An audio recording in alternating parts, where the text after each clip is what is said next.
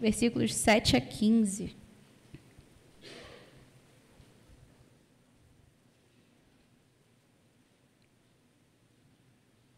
Amém ou misericórdia, gente? Amém. Eu vou ler na versão NVI, mas todas as versões serão excelentes. Começamos, então. Mas o que para mim era lucro, passei a considerar como perda por causa de Cristo. Mais do que isso, considero tudo como perda, comparado com a suprema grandeza do conhecimento de Cristo Jesus, meu Senhor, por quem perdi todas as coisas. Eu as considero como esterco para poder ganhar Cristo e ser encontrado nele, não tendo a minha própria justiça, que procede da lei, mas a que vem mediante a fé em Cristo, a justiça que procede de Deus e se baseia na fé. Quero conhecer Cristo, o poder da sua ressurreição e a participação em seus sofrimentos, tornando-me como ele em sua morte, para de alguma forma alcançar a ressurreição dentre os mortos. Não que eu já tenha obtido tudo isso ou tenha sido aperfeiçoado, mas prossigo para alcançá-lo, pois para isso também fui alcançado por Cristo Jesus. Irmãos, não penso que eu mesmo já o tenha alcançado, mas uma coisa faço, e esse é o trecho assim mais importante da nossa conversa dessa noite. Esquecendo-me das coisas que ficaram para trás e avançando para as que estão adiante, prossigo para o alvo, a fim de ganhar o prêmio do chamado celestial de Deus em Cristo Jesus. Todos nós que alcançamos a maturidade devemos ver as coisas dessa forma, e se em algum aspecto vocês pensam de modo diferente, isso também Deus esclarecerá. Paizinho, muito obrigada pela tua palavra. Muito obrigada, Paizinho, porque mesmo aqueles textos, Senhor, que às vezes já passamos por eles ou já ouvimos algo, toda vez que nós vamos ler, a sua palavra se renova e nos ensina algo novo. Obrigada, Senhor, porque o Senhor já tem trabalhado no meu coração o que nós estaremos trabalhando nessa noite com a tua igreja, Senhor, que aqui se encontra. Pai, continua falando comigo, fale com cada um aqui, Senhor. Só o Senhor sabe o ponto que o Senhor precisa tratar em cada coração, Pai.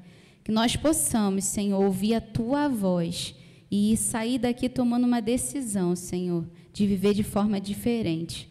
Muito obrigada pelo teu amor e muito obrigada porque o Senhor continua falando conosco, apesar das nossas falhas e fraquezas.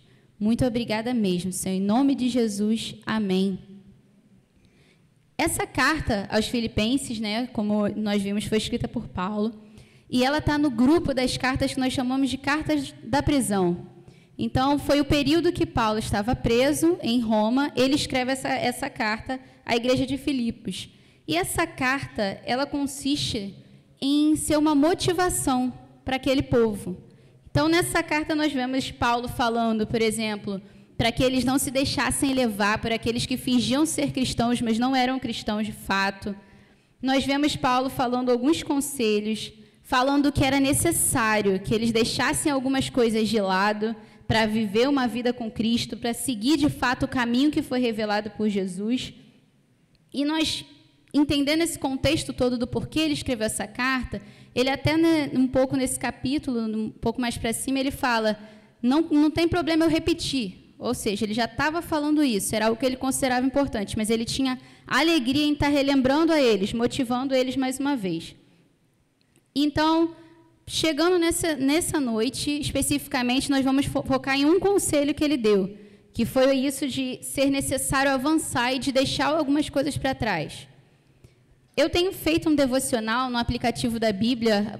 Vocês já conheceram os planos de leitura que tem na Bíblia? Alguém já fez algum plano de leitura? Eu acho assim, excelente, né, para desenvolver. E eu tenho feito um que está falando sobre emoções. É sobre emoções santas, como a gente pode lidar com as nossas emoções com base na Bíblia. E nesses últimos dias, um dia que me chamou assim, muita atenção, foi há uns 2, 3 dias atrás, ele falava sobre medo. E foi muito interessante, porque eu tenho lidado constantemente com o medo do novo, o medo da mudança, né? Quando eu estava me inscrevendo, por exemplo, para os programas de doutorado, eu ficava, seria legal estudar em outro lugar, mas eu já conheço aqui, então é melhor aqui, vai ser mais seguro, e por medo mesmo de algo novo. E pensando nessa questão do medo, nesse devocional, hoje eu vou compartilhar um pouco com vocês do que Deus tem falado comigo, e também do que algumas ideias que Ele foi trazendo à mente, além de um pouco do que eu li nesse devocional. Então, o primeiro ponto que a gente tem que entender sobre medo é que o medo não vem de Deus. Não vem de Deus. Então, se você está sentindo algum medo, preocupação, e eu acredito que é algo muito comum para todos, ainda mais, acho que quando vê essa questão da pandemia, né, o medo de sair na rua, se contaminar, e aí, se acontecer algo? Mesmo nós sabemos que somos salvos em Cristo Jesus. Às vezes dava esse medo, essa apreensão. Eu digo por mim. Em alguns momentos eu ficava, o Lucas ficava, meu Deus, vai usar máscara daqui a pouco dentro de casa, só eu e você, porque eu estava desesperada. E Deus assim, acalma o coração. Está medo de quê? Entre aspas, na pior das hipóteses, você vai para o céu, que é a melhor hipótese. Então, por que temer dessa forma, né? Mas tomando os cuidados, mas não deixando o medo tomar conta da gente.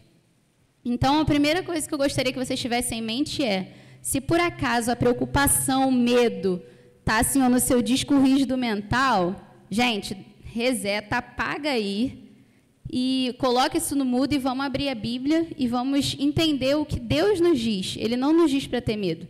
Como nós vimos nessa carta aos Filipenses, ele nos diz para avançar.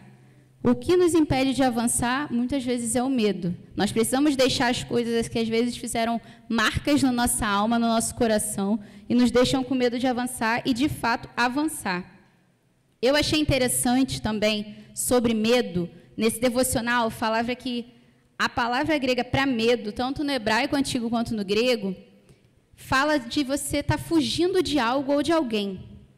Então, o correr, o fugir de alguma coisa é o que representa o medo, se você for nos originais.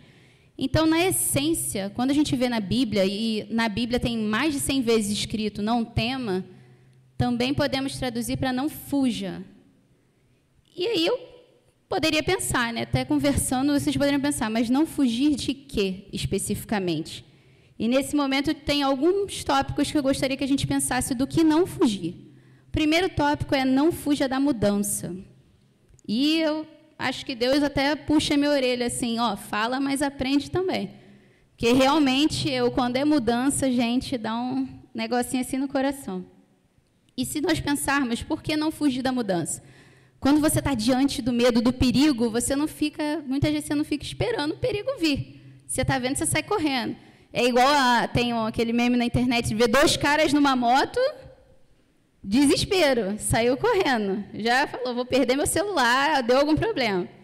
Então, quando a gente vê, muitas vezes, algo que nos causa medo, e não necessariamente algo ruim que nos causa medo, é a mudança, às vezes.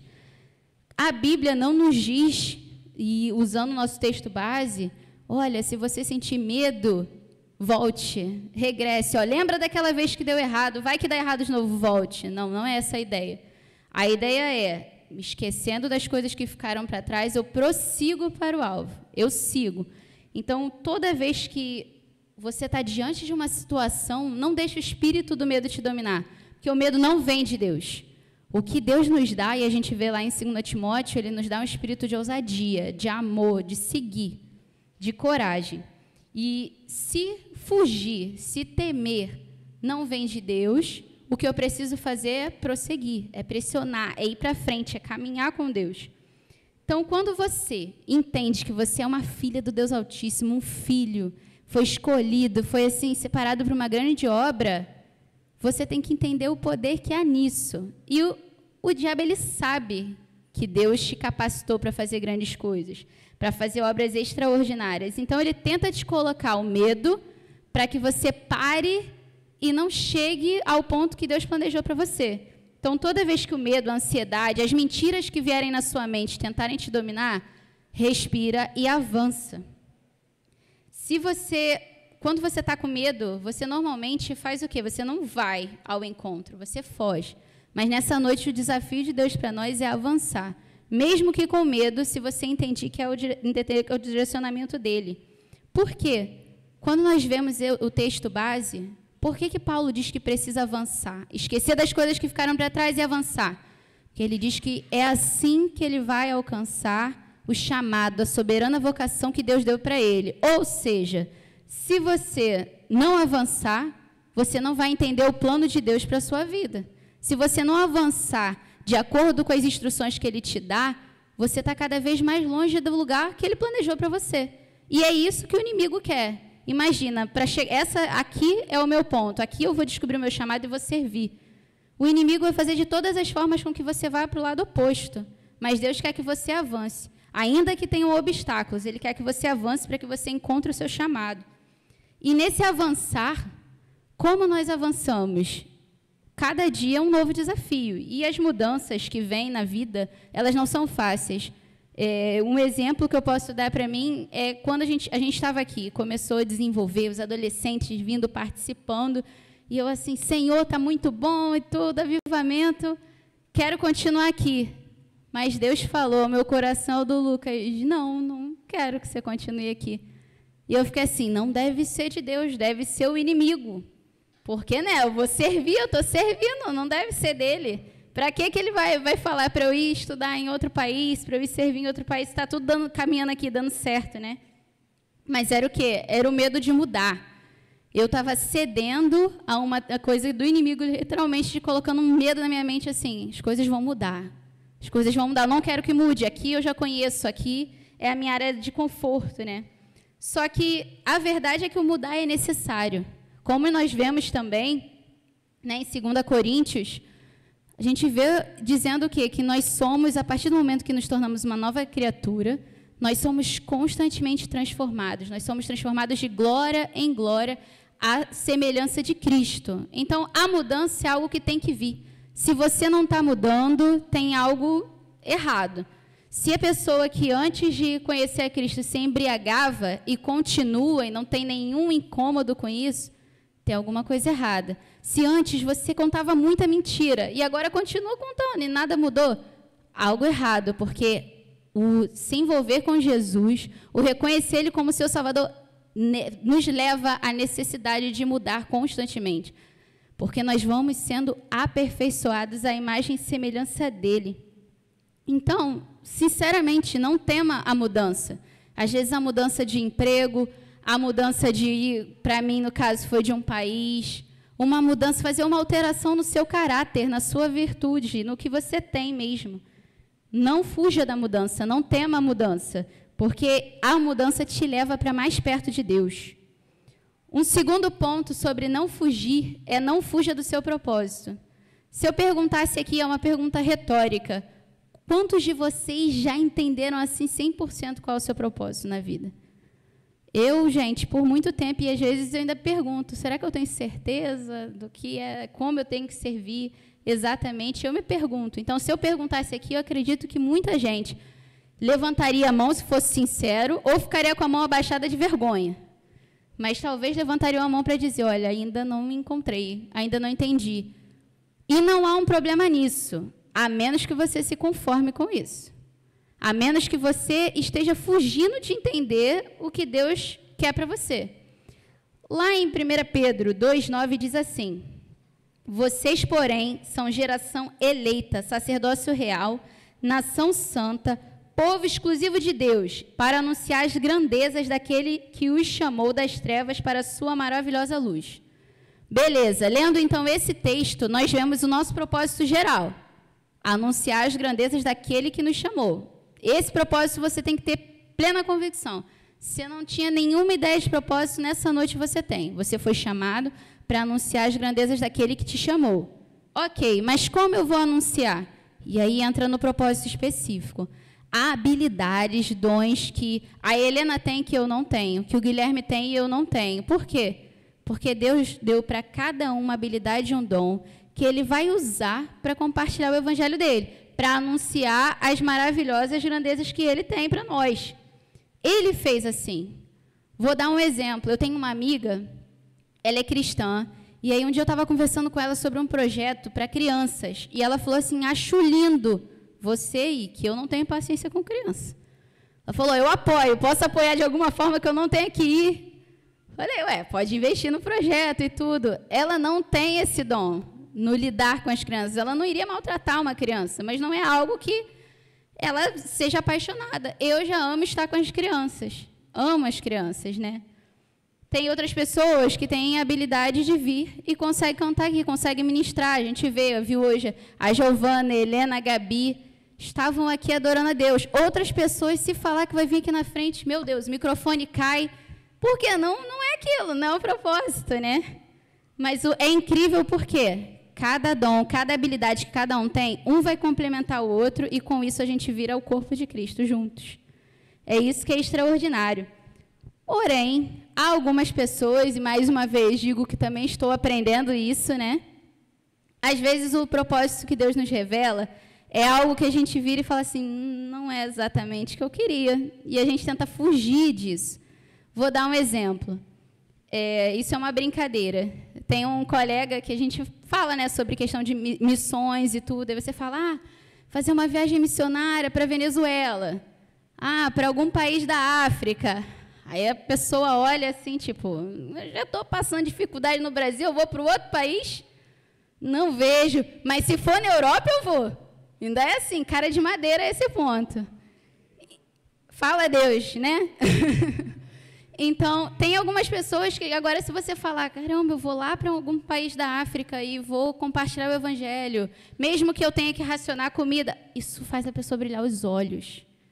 Porém, também tem o meio termo. A pessoa que tem a habilidade, tem a capacidade para ir lá e fica assim, mas não é exatamente, acho que Deus não falou comigo dessa forma. O anjo quase desceu, apontou, é você, e a pessoa se faz despercebido, o Senhor repete, não entendi, acho que não estava ouvindo bem. E é nesse ponto que a gente vê a fuga, o temor. Por quê? Vou dar um exemplo. Eu tenho um juiz federal que eu gosto muito. Imagina, ele tem aquela carreira que muita gente sonha, né? Ele ganha mais de 30 mil reais por mês. Lá vai, é muito dinheiro. Tem tudo. E aí imagina que Deus em algum momento vira e fala assim, quero que você largue tudo e vá ser missionário na Venezuela, onde eles não estão tendo o que comer. Aí fica difícil. Aí fica, não, eu acho que Deus não falou isso comigo, deve ter... Meu chamado é ter dinheiro para abençoar quem vai para lá. E aí começa a fuga do propósito. Por quê? Há um propósito, você quer descobrir seu propósito em Deus, mas às vezes você quer colocar, Senhor, meu propósito talvez seja aqui. Não acho que é lá, deve ter outra pessoa que é útil lá. E começa essa questão da fuga. Por quê? Mas para ninguém, gente, seguir o propósito vai ser fácil. A verdade é que seguir o seu propósito requer renúncia. E a renúncia, uma vez o pastor Diego já pregou aqui, acho que mais de uma vez já comentou sobre isso, a renúncia não é de algo negativo. Quando a gente reconhece Jesus como Senhor e Salvador, somos transformados de glória em glória, e essa transformação, você abandona hábitos ruins, mas você também, às vezes, tem que abandonar coisas que são boas para você. Coisas que faziam bem. E uso o meu exemplo, me fazia muito bem estar aqui. Me fazia muito bem estar com as crianças, com os adolescentes, no evangelismo, com o louvor, com todo mundo. Quando Deus virou para mim e falou, você tem que ir para o mestrado. Aí agora falou do doutorado, e eu realmente tinha falado para Deus, Deus, já fiz o mestrado, já cumpri, né? Acabou, a parte do propósito eu já alcancei. E ele, não, vai para o doutorado. Eu, agora que eu ia voltar, achei que ia voltar.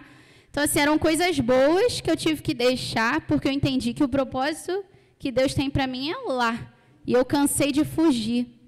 Uma vez um pastor falou, um pastor da Cristolândia, que é o projeto que a gente já foi, espero que um dia mais pessoas consigam ir, ele virou e falou assim, obediente, a pessoa é obediente ao propósito de Deus, não é porque ela é corajosa, não, é porque ela é medrosa mesmo. Corajoso é aquele que sabe qual é o propósito de Deus para a vida dele e tenta ir em outra direção. Porque as chances de dar certo são zero.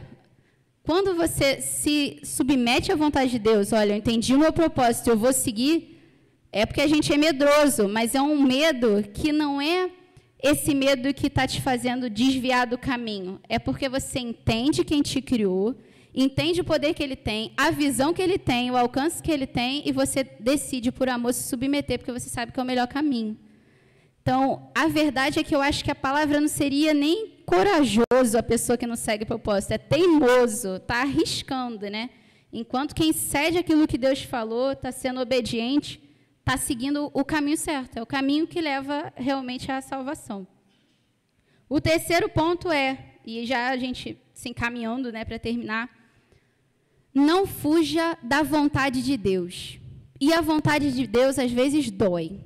Né? Ontem a gente estava abençoando uma outra igreja e o Lucas pregou sobre a dolorosa vontade de Deus. E, às vezes, a vontade de Deus realmente dói.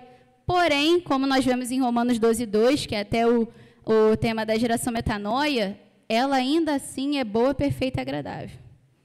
Então, apesar dela doer em alguns momentos, ser difícil, ela continua sendo boa, perfeita e agradável.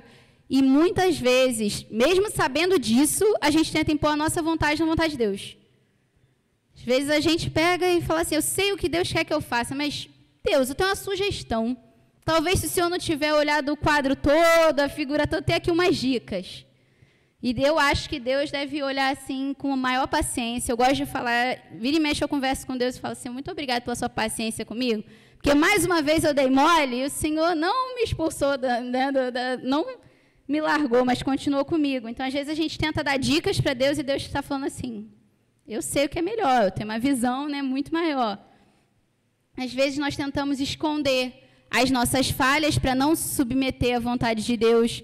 Só que é incrível, porque nós dizemos que cremos na Bíblia, na palavra de Deus. E lá no Salmo 139, nós vemos o quê? Se eu for para o alto, lá o Senhor está. O Senhor me sonda e me conhece. Então, basicamente, se você for no topo da montanha ou no mais profundo do mar, Deus está vendo. Então, como que você pensa que você vai esconder suas falhas? Como que você acha que Deus não está com você e não vai manifestar a vontade dEle, né?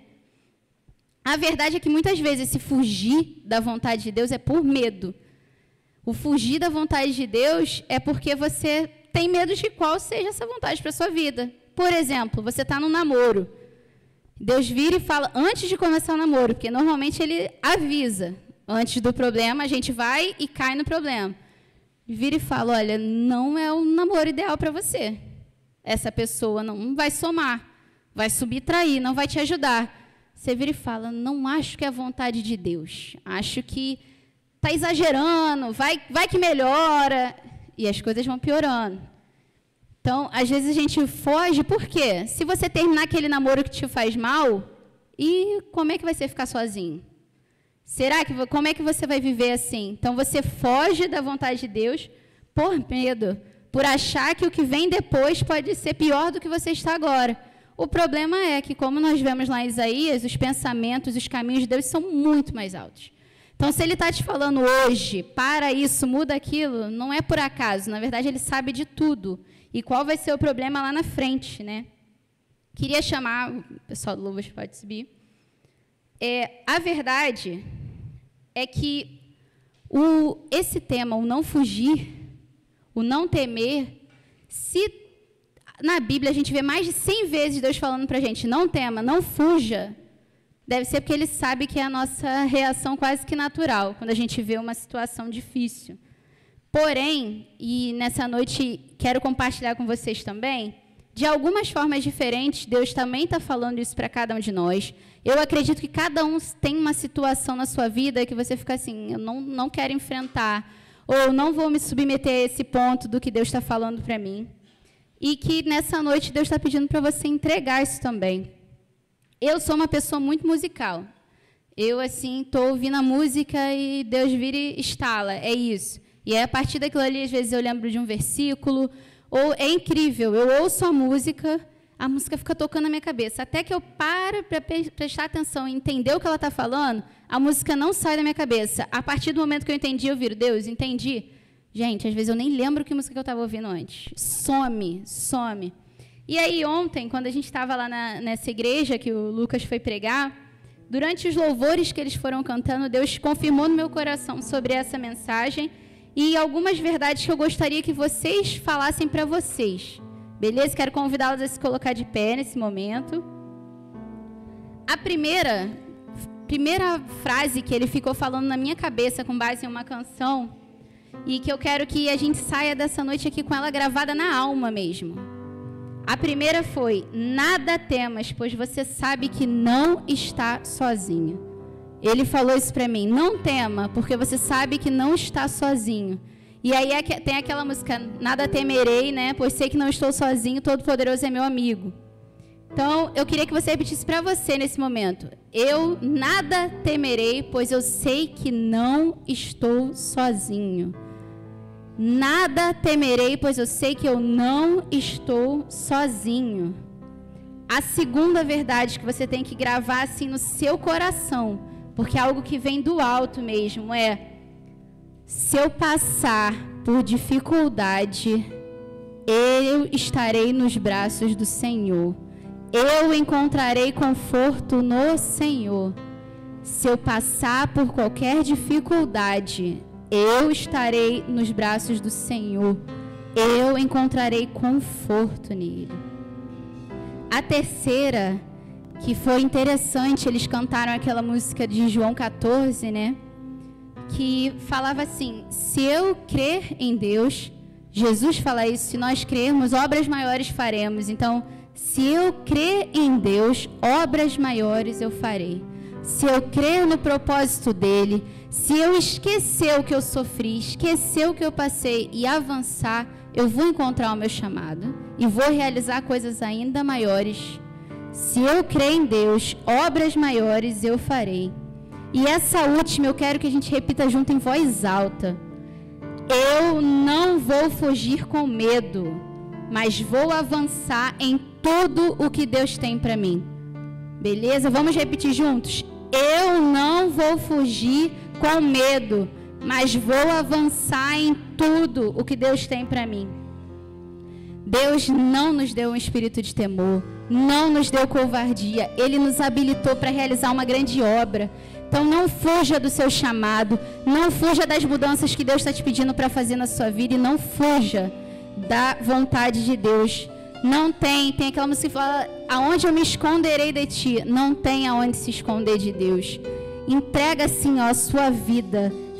Fala para ele: Senhor, eu tenho dificuldade de mudar isso. Eu estou fugindo porque eu tenho medo do que vai vir depois. Mas se você crê no Deus da provisão, no Deus cuja vontade é boa, perfeita e agradável, você precisa parar de fugir do que ele está te pedindo para fazer. Por fim, eu quero fazer com vocês uma dinâmica que eu aprendi na igreja que a gente está servindo lá fora. Eu quero que vocês estendam as mãos de vocês para frente e com as palmas para baixo. As mãos assim para frente com as palmas para baixo. Quero que vocês fechem seus olhos nesse momento. E eu quero profetizar algo. Eu quero que vocês, assim, é algo simbólico, mas algo que, se você declarar com fé, eu creio nessa noite que Deus pode te ajudar. Então, nesse momento, com as nossas mãos com as palmas para baixo, eu profetizo que toda ansiedade, todo medo, toda insegurança, toda covardia, toda fuga, elas caem por terra em nome de Jesus. Senhor, nós deixamos sair de nós tudo aquilo que não provém de Ti, Senhor.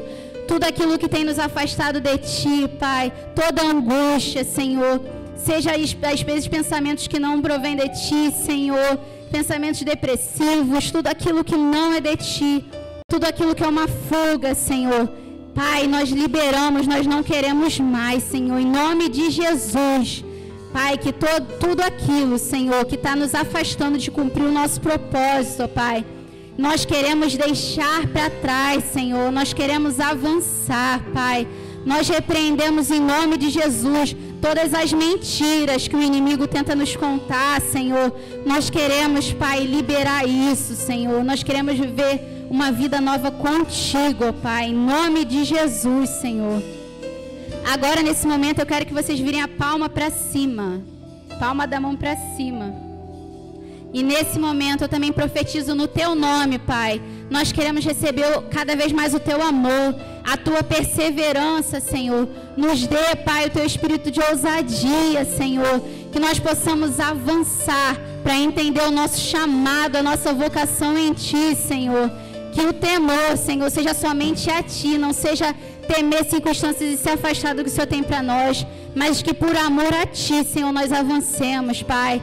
Nos dê, Senhor, alegria, Pai. Se algo tem roubado a nossa alegria, Senhor, nós já descartamos e agora recebemos a alegria do Senhor, Pai.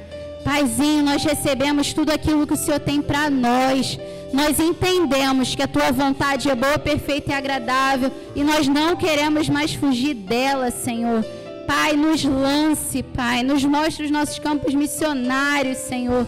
Nos direcione, nos dê direção. Nós recebemos agora, Senhor, o Teu direcionamento.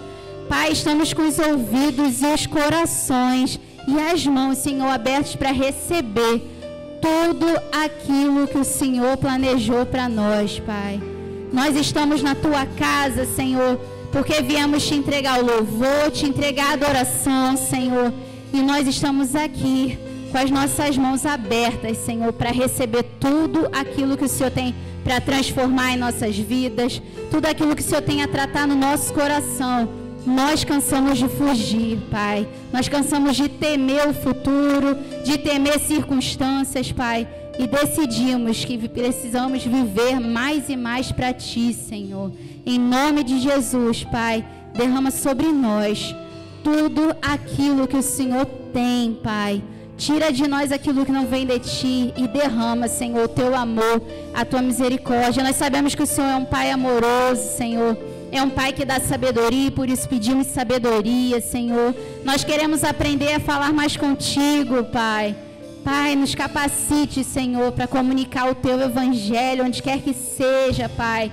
Não só nessas 4 paredes, Senhor, mas fora daqui, no nosso trabalho, colégio, onde quer que estejamos, em casa, Senhor. Que nós possamos nos dar, Senhor, por favor, a Tua ousadia. Senhor, que sejamos corajosos para cumprir o Teu ID, Paizinho. Em nome de Jesus. E, Pai, ainda com os olhos fechados, Senhor, eu quero fazer convites para a Tua igreja, Paizinho.